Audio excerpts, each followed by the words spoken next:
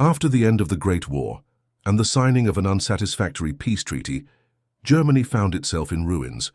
The country was overwhelmed by inflation, economic collapse, and widespread despair.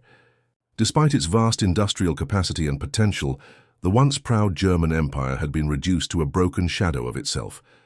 The monarchy had fallen, and the new Weimar Republic was struggling to hold the nation together while trying to meet the impossible demands of the Treaty of Versailles. Yet only 2 decades later, Germany rose again, stronger and more dangerous than before. By 1941, the German army seemed unstoppable, conquering nearly all of continental Europe and standing at the very gates of Moscow. Many at that time believed Germany was destined for total victory. How did this dramatic transformation happen, and why? Was the German army initially so effective? The story begins with the collapse of the monarchy in 1918. Kaiser Wilhelm II had lost the confidence of both his military and the public. On November 9th, he was forced to abdicate his throne and flee into exile. The following day, a provisional government was declared composed of members from the Social Democratic Party and the Independent Social Democrats.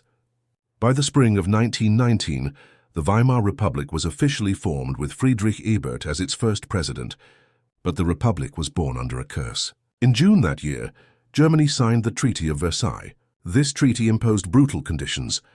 The German army was cut down to just 100,000 men.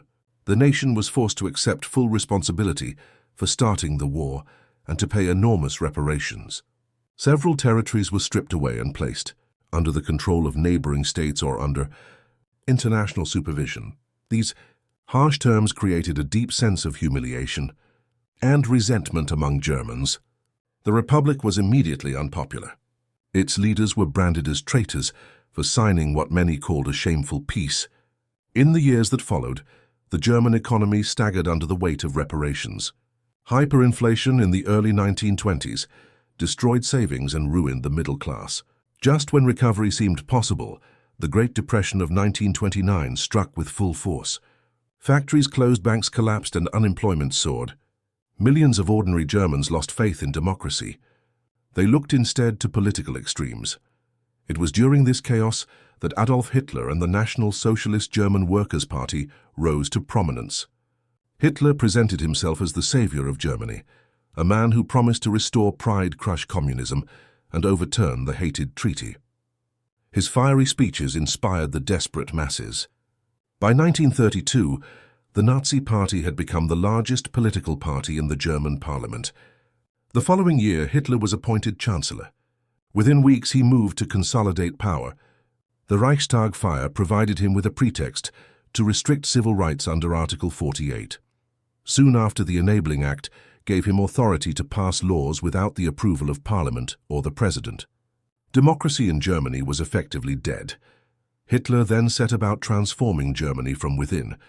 Propaganda filled every newspaper, radio program, and film. The regime sought to control thought and behavior while cultivating loyalty to the Führer. Dissent was crushed by the secret police. Once the Nazi Party had secured its grip on society, the next goal was to rebuild the military in open defiance of the Treaty of Versailles. In 1935, Hitler announced the creation of the Wehrmacht, a unified military force consisting of the Army, Navy, and Air Force. Conscription was reintroduced, and massive amounts of money were poured into defense spending. The new armed forces quickly grew far beyond the limits imposed by the treaty. Hitler demanded absolute loyalty from his commanders. Every officer had to swear an oath of allegiance directly to him. Some generals doubted his reckless policies at first, but early successes silenced opposition. The reoccupation of the Rhineland in 1936 was a bold gamble, but when France and Britain failed to respond, Hitler's prestige skyrocketed. Soon Austria was annexed without resistance.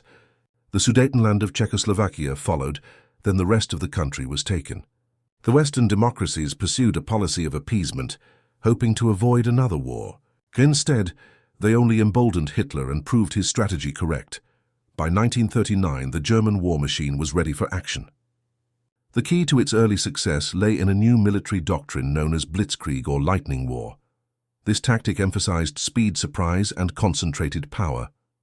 The idea was to break through enemy lines at a weak point, using tanks and motorized infantry supported by aircraft.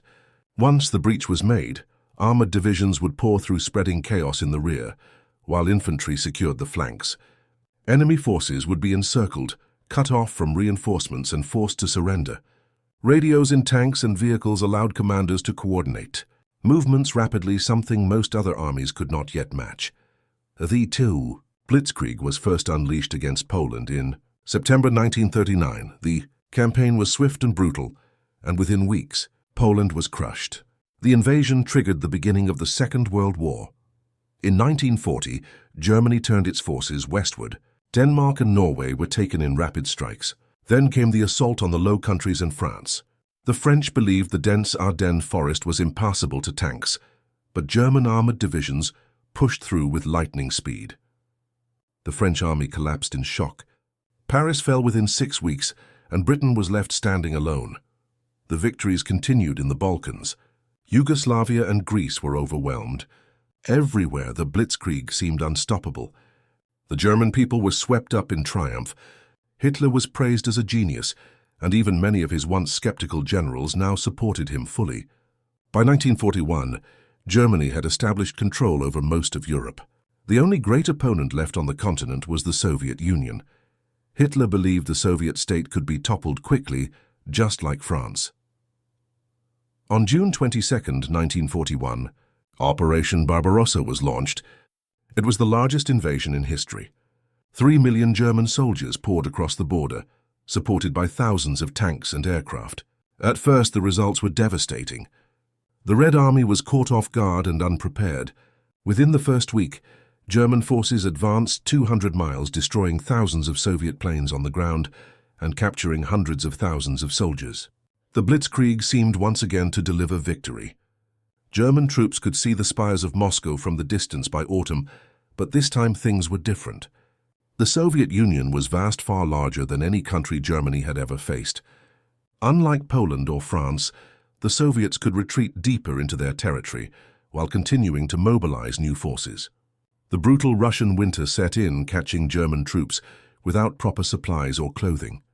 Soviet factories relocated east of the Ural Mountains continued to produce weapons far from German bombers. Most importantly, the Red Army recovered from its initial shock. Under Stalin's leadership, it reorganized and launched powerful counterattacks. After 3 months of intense fighting, the Blitzkrieg had lost its momentum. The element of surprise was gone. German forces found themselves stretched thin across a massive front, battling a determined and resilient opponent. The failure to capture Moscow marked a turning point.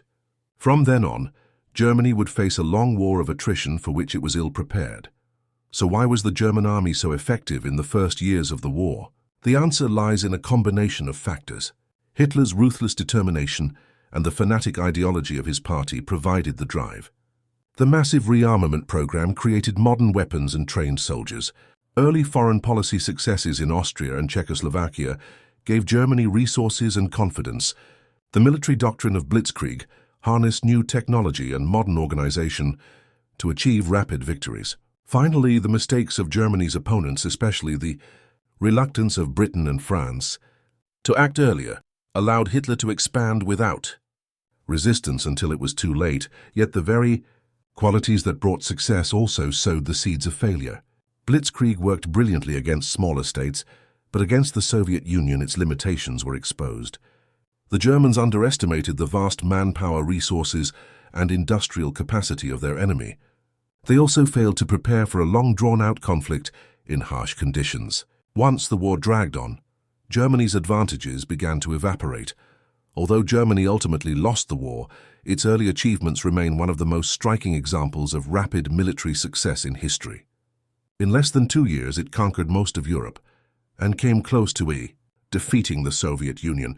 This effectiveness was the result of planning, preparation, innovation, and opportunity combined with the blunders of its enemies. It was not simply the brilliance of one man or the efficiency of the army alone, but a perfect storm of circumstances that briefly made Germany appear unstoppable.